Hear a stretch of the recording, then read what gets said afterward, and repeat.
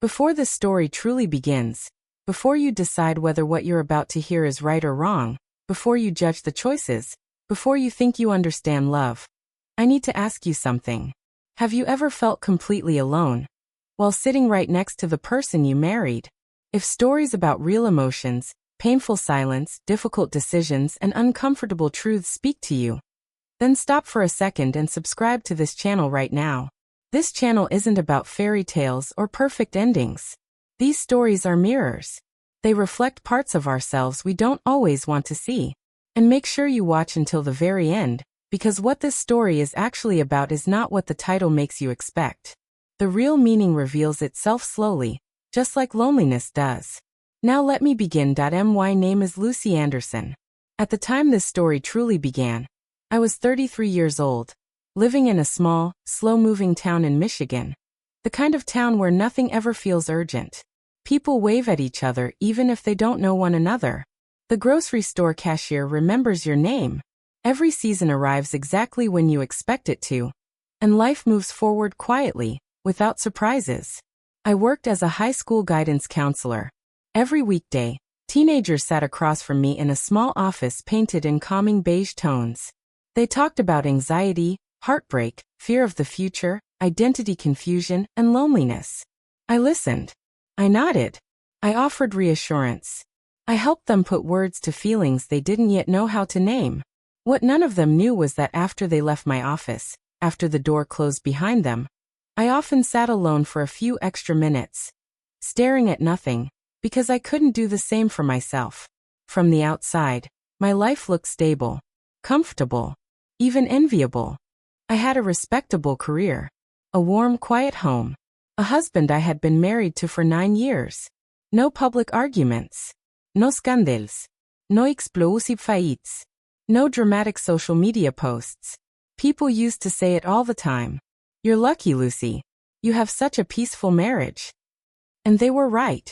But peace and happiness are not the same thing. My husband's name is Mark Anderson. Mark worked in technology, mostly from home. He was intelligent, reliable, and deeply reserved. He wasn't cruel. He wasn't unkind. He simply lived inside himself. Mark believed silence prevented conflict. He thought that if problems weren't spoken out loud, they would eventually dissolve on their own. If something wasn't discussed, then it wasn't real. For a long time, I believed that too. Our marriage didn't collapse in a single moment. There was no betrayal, no shouting, no sudden heartbreak. What happened was quieter, and somehow more painful. We drifted. Slowly. Silently. We still ate dinner together at the same table. Still shared the same couch. Still slept in the same bed. But our conversations grew shorter. Laughter faded. Eye contact disappeared. At night, we lay facing opposite walls, our backs sometimes touching, our minds miles apart. There was no intimacy. No emotional closeness. Just routine. And routine, when left unchecked, can suffocate love without making a sound. The hardest part was not knowing when it started. Loneliness doesn't announce itself. It creeps in when no one asks how your day really was. When your thoughts stay trapped inside your head. When being together no longer feels like connection. Some nights, I stared at the ceiling and wondered, is this just what marriage becomes? Is passion supposed to fade into silence? I told myself this was normal. That long marriages naturally settle into quiet routines. But deep down, I felt invisible. What I didn't know then was that Mark felt the distance too. Mark noticed my forced smiles, my quiet sadness, the way I stopped talking about my day. But instead of addressing it, he withdrew further. Two people standing on opposite sides of the same problem, both afraid to name it. Until one ordinary evening changed everything. I was folding laundry in the living room. The television was on, but neither of us was watching it. Mark walked in and sat beside me on the couch. No phone. No laptop. No distractions. Just silence. When I looked at him, I saw something unfamiliar in his eyes. Vulnerability. Lucy, he said quietly. I've been thinking a lot. My hands froze mid-fold. About what? I asked. He took a slow breath. About us. That single word felt heavier than it should have. I know you're unhappy, he continued. And I know I haven't been able to reach you like I used to. For a moment, I couldn't respond. This was the first time he had ever said it out loud. You're right, I finally admitted. I don't know when it happened, but something between us is missing. What he said next shocked me. I want to try something different. I frowned. Different how? He hesitated. I've been reading about how some couples explore understanding, not cheating, not betrayal. Just clarity. My heart started pounding. Say it clearly, I said. He looked down. I want you to meet someone. Just once.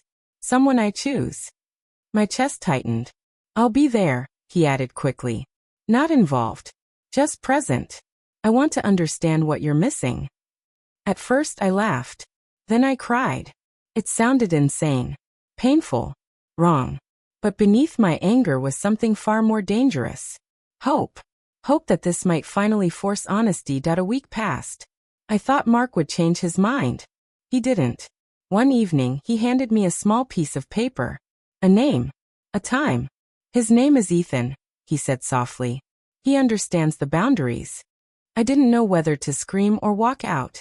Instead, I nodded. Something inside me needed the truth, no matter how painful. The cafe was quiet. Dim Lili. Safe. Ethan was nothing extraordinary at first glance. Calm. Attentive. Present. And that was the problem. He asked questions. He listened. He didn't interrupt. For the first time in years, I felt heard. I laughed more in that 1 hour than I had in months. And when I left, guilt followed me home. That night, I didn't feel excitement. I felt grief. Because the ache wasn't about Ethan. It was about what I had been missing in my own marriage. The next morning, I sat across from Mark at the kitchen table. I don't want this again, I said. He nodded. I don't either. And for the first time in years we talked. Not politely. Not carefully. Honestly. We talked about fear. About avoidance. About how silence had felt safer than vulnerability. And slowly, painfully we began again. This story isn't about permission. It's about emotional neglect. It's about how love doesn't die in loud explosions. It fades in quiet rooms. If you've ever felt lonely beside someone you love, this story is for you. And if you're still watching, subscribe, because the hardest truths are the ones we need to hear the most.